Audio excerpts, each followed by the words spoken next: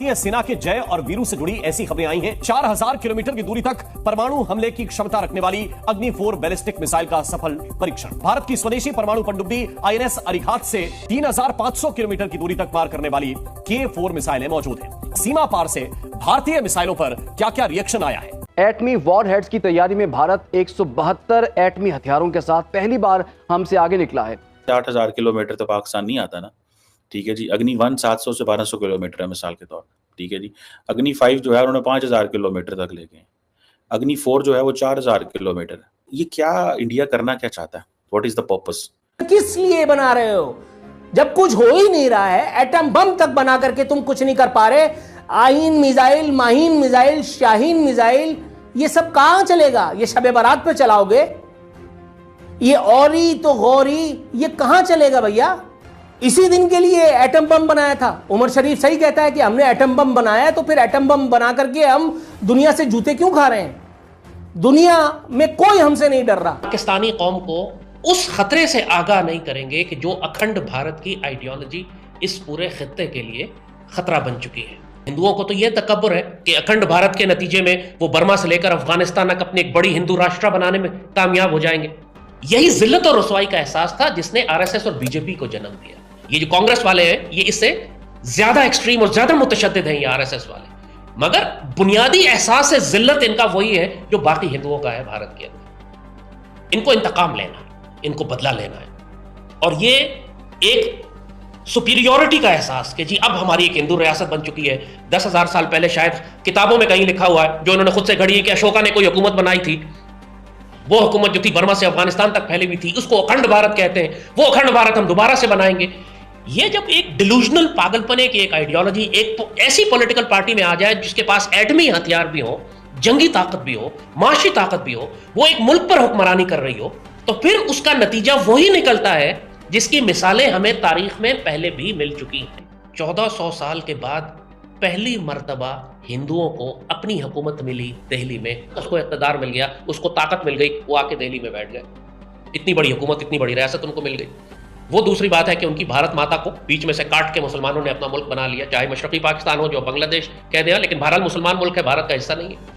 भारत के 25 करोड़ मुसलमानों को साथ लो और गजवा हिंद की तैयारी करो। यदि गजवा हिंद नहीं करोगे तो कुत्ते की मौत मारे जाओगे, क्योंकि लाल टोपियों को लगता है कि पाकिस्तान पर जंग के बादल मंडरा रहे हैं। जैसे रशिया ने यूक्रेन पर आक्रमण किया और चीन ताइवान पर हमले की तैयारी कर रहा है, वैसे ही मोदी भी पाकिस्तान के खिलाफ जंग की तैयारी कर रहा है। अब पाक फौज के साथ मिलकर तलवार उठानी पड़ेगी। यदि लाल टोपी का सामना भारतीय सेना से हो गया तो ये अपनी पैंट में सुसु कर देगा। दोस्तों, वीडियो अच्छी लगी हो तो लाइक, शेयर और चैनल को सब्सक्राइब करें। जब हम अखंड भारत की बात करते हैं, आप देख रहे हैं कि पहली मर्तबा पिछले तकरीबन 1300-1400 साल के बाद, अगर हम उससे पीछे भी चले जाएं, 1300 साल 1400 साल के बाद ये पहला मौका अखंड भारत की बात करते हैं। आप देख रहे हैं कि पहली मर्तबा पिछले तकरीबन 1300-1400 साल के बाद, अगर हम उससे पीछे भी चले जाएं, 1300 साल 1400 साल के बाद ये पहला मौका है कि भारत में, दिल्ली में कोई ऐसी हुकूमत आई है जो अखंड भारत। 1000 साल की गुलामी में तो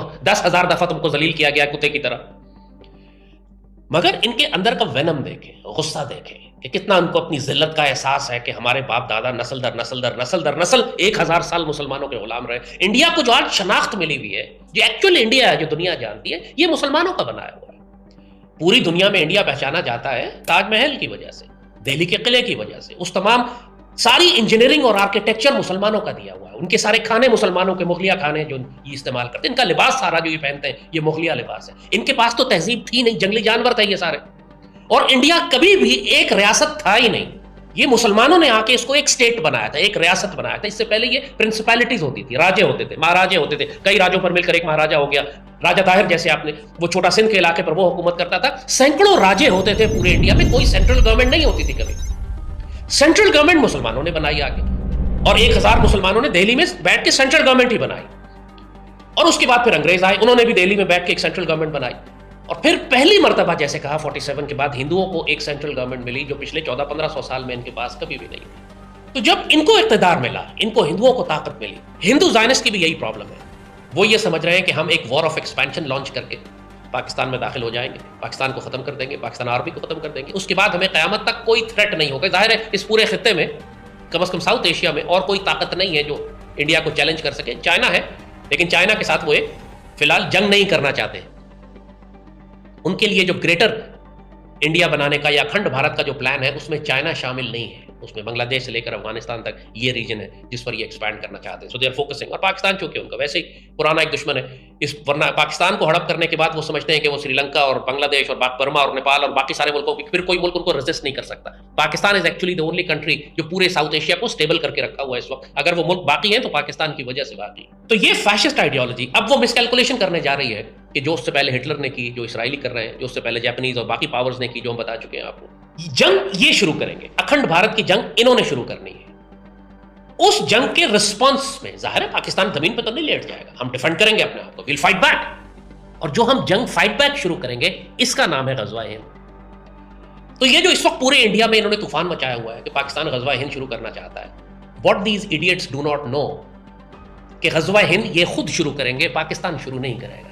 ये पागल के बच्चे छेड़ेंगे पाकिस्तान को, हमला करेंगे पाकिस्तान पर, और एक्चुअली पाकिस्तान के बड़े हिस्से पे शायद ये काबिज भी हो जाए, अंदर दाखिल हो जाएंगे पाकिस्तान में, ये बहुत अंदर तक आ जाएंगे ये। मगर उसके बाद वही होगा इनके साथ जो जर्मन 6th आर्मी के साथ हुआ था, जो रशिया को फतह करने के लिए रशिया में दाखिल हुई थी। वो रशिया में जैसे कहा दाखिल हो गए थे, मॉस्को के करीब पहुंच गए थे, मगर उस 6th आर्मी में से एक सोल्जर भी जिंदा वापस नहीं आया था, क्योंकि जर्मन वॉर मशीन इतनी एक्सटीरियर लाइंस पर जंग लड़ रही थी कि उसके पीछे कोई सप्लाई लाइन नहीं थी, वो कोई रिजर्व नहीं थे उसके आगे। के अंदर पश्तून ट्रूप्स हैं, तो बलूची ट्रूप्स हैं, तो पंजाबी ट्रूप्स हैं, ये मार्शल रेसेस हैं, असलहा रखने का रिवाज है। जितना असलहा पाकिस्तान में है, पूरी भारतीय कौम के अंदर 1.25 अरब की आबादी है, उसके पास उतना असला नहीं है जितना सिर्फ हमारे खैबर के सूबे में लोगों के पास इतना असला। Yes, we have martial races हैं जो हमेशा से असला रखना, हथियार रखना अपना प्राइड समझती हैं।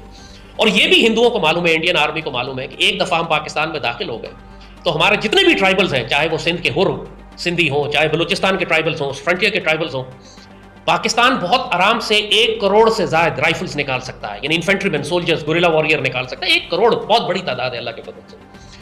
और इंडियन आर्मी जो पाकिस्तान में दाखिल हो जाएगी, हो सकता है वो लाहौर के कुछ हिस्सों पे कब्जा कर ले, सियालकोट पे कर ले, जो 65-71 पहले भी कोशिश कर चुके हैं, सिंध में कई जगह हमारे इलाकों में दाखिल हो जाए, लेकिन उसी जर्मन आर्मी की तरह जो रशिया में दाखिल हुई थी, ये वापस नहीं जा सकेगी। और फिर जो रिवर्स इन्वेजन शुरू होगी, वो रिवर्स इन्वेजन फिर वही होगी जो जर्मनी के साथ हुआ कि रशियन आर्मी ने एक मरतबा मॉस्को से उनको धकेलना शुरू किया तो बर्लिन में आके रुके, और बर्लिन के आधे हिस्से पर कब्जा करके रशियन आर्मी बैठ गई वहां पर, और एक जानिब अमेरिकन और एक जानिब रशियन। जर्मन आर्मी तो थी नहीं कहीं बीच में। अब की दफा इंडिया का जहां तक दिल्ली का ताल्लुक है, मशरक की जानिब से कोई फौज नहीं आएगी, पाकिस्तान से जो मुसलमान फौज दाखिल होगी वो फिर दिल्ली ही पहुंचेगी।